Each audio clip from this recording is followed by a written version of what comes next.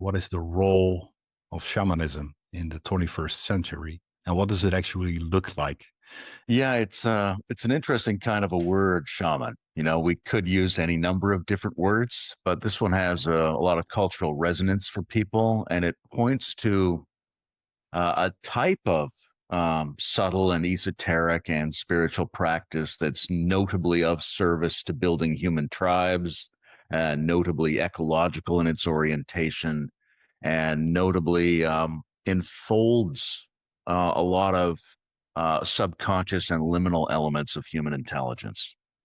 So I think one of the things we're looking at is not just how we would continue shamanic lineages that we inherit in different kinds of practices and worldviews, although that's important, but how we expand the practice for a planetary and transcultural environment and for the types of ontologies, the types of sciences we have today.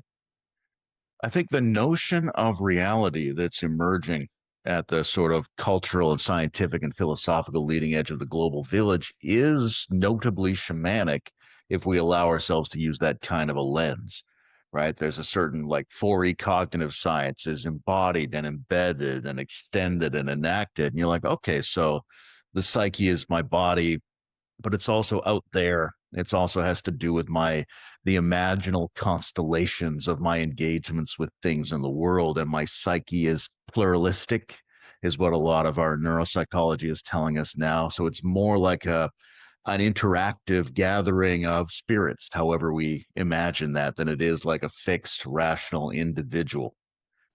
So I think there are a lot of ways in which the set of problems that we think of as the polycrisis or the meta crisis could only really be addressed by re-empowering a kind of legitimate planetary scale shamanic practice and worldview and neurogenetic categories.